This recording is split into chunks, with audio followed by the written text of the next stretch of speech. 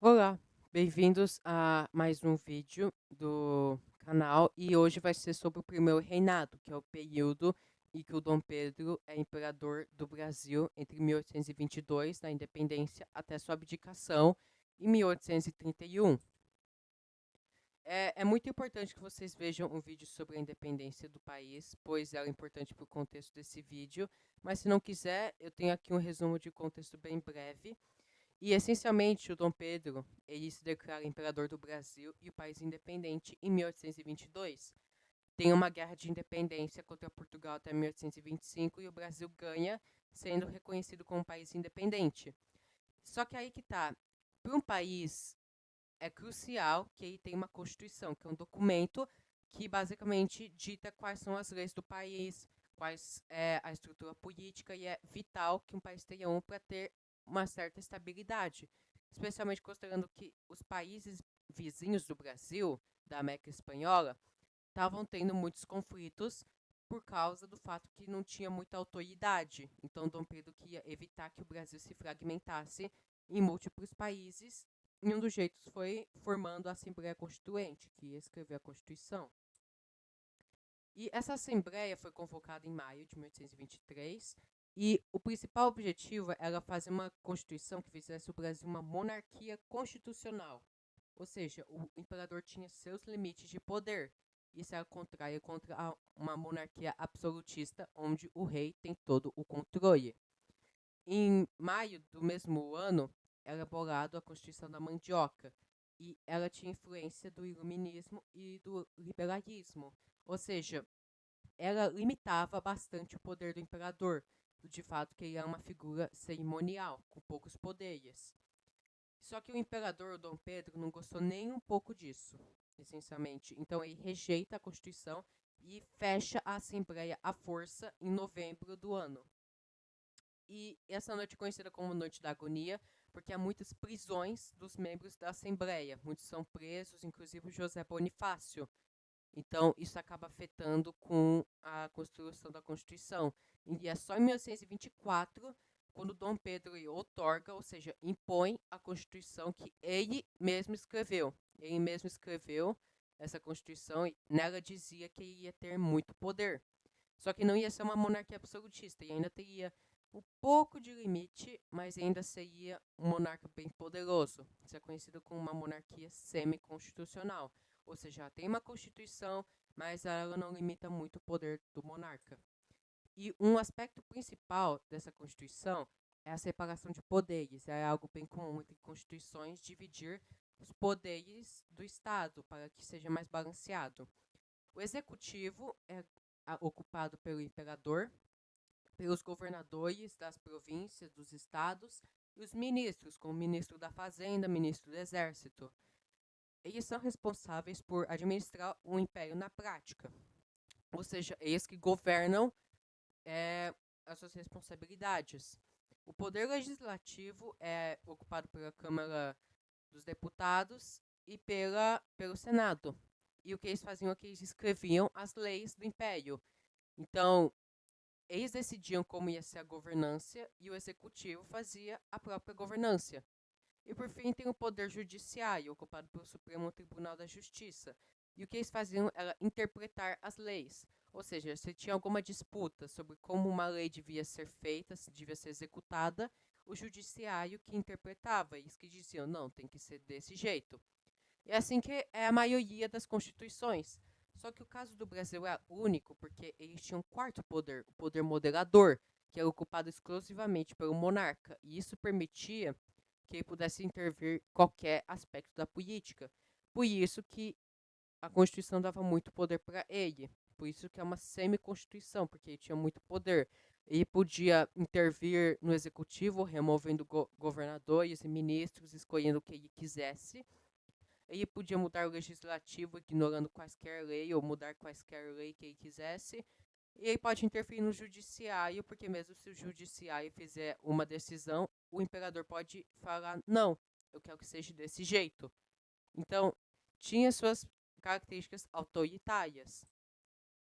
A economia do Brasil, junto com o que sobrou das instituições, eram muito parecidos com as de Portugal. Eles herdaram muito das instituições portuguesas, porque muitos portugueses permaneceram no Brasil, muitos permaneceram nos cargos do governo. Então, a economia brasileira se parecia muito com a economia colonial portuguesa. Ou seja, era muito rural, muito agrícola e tinha pouca industrialização. E o Brasil é um país escravocrata, ou seja, a escravidão fazia uma parte principal da economia. Quando o Brasil ganhou independência, eles assinaram um tratado com o Reino Unido, que o Reino Unido queria acabar com a escravidão. Então, eles fizeram um acordo que o Brasil iria parar de trazer escravos da África. Isso foi a lei que decidiu isso foi só assinada em 1831. Só que na prática não acabou funcionando porque tinha pouca fiscalização na lei. Então, o tráfico de escravos ainda era bem comum.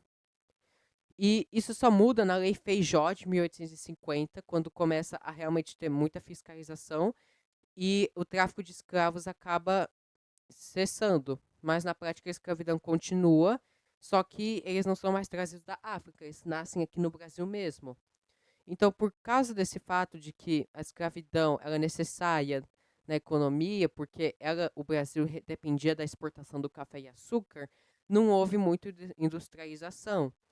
E essa exportação era feita para três países principalmente: os Estados Unidos, a Inglaterra e Portugal. Portugal sendo vital porque eles permaneciam economicamente ligados. O primeiro reinado também é marcado por muitos conflitos, o principais sendo a Confederação do Equador, em 1824, quando os estados do Nordeste estavam já preocupados que o Dom Pedro estava centralizando muito o poder, ou seja, deixando pouca autonomia para os estados do Nordeste. E os estados do Nordeste já tinham uma característica meio republicana, então eles já se opunham à monarquia faz tempo. Então eles tentavam separar do Brasil, só que não acabou rolando. O Dom Pedro conseguiu acabar com a rebelião. Daí tem a Guerra da Cisplatina entre 1825 e 1828, entre o Brasil e a Argentina. O que rolou foi que, uns anos antes da independência, quando o Brasil era ainda colônia e a Argentina era colônia da Espanha, o Brasil invadiu uma região chamada de Banda Oriental. E, essencialmente, essa região da Banda fazia parte da colônia da Espanha na Argentina. Então, tecnicamente, era território argentino. Então, quando o Brasil ganhou a independência, eles permaneceram com a região dá o nome de Cisplatina, enquanto a Argentina dizia que aquilo era território argentino. E se estourou na guerra. E daí isso acabou quando os britânicos, que estavam preocupados, pois a região ela basicamente guardava o acesso ao Rio Prata, que era uma rota de comércio importante na América do Sul. Então eles estavam começando a perder dinheiro, então eles mediam o conflito e fazem o país do Uruguai, um país independente entre os dois países para evitar mais conflitos. Mas na prática, o Dom Pedro também acaba perdendo a guerra, pois ele perdeu um ponto estratégico. E daí as crises do primeiro reinado são principalmente internas, pois o imperador está com muita baixa popularidade. Tanto pelo fato de que ele está com baixa popularidade entre as elites, pois ele está perdendo muito a guerra, ou seja, a economia está indo ruim, tanto pelos círculos liberais, por causa do fato de que ele estava agindo muito autoritário, e ele estava perdendo popularidade com o povo brasileiro. O motivo era que lá em Portugal, o pai dele, Dom João VI, tinha morrido. Então, quem estava no controle de Portugal era a filha dele, a Maria, eu acho. Só que aqui tá, o irmão de Dom Pedro, Miguel, também começou a lutar pelo trono. Ou seja, estava tendo uma guerra civil lá em Portugal. E Dom Pedro estava se preocupando com isso. Só que ele estava se preocupando até demais, tanto que os brasileiros começaram a achar que ele estava se preocupando mais com Portugal do que com o Brasil.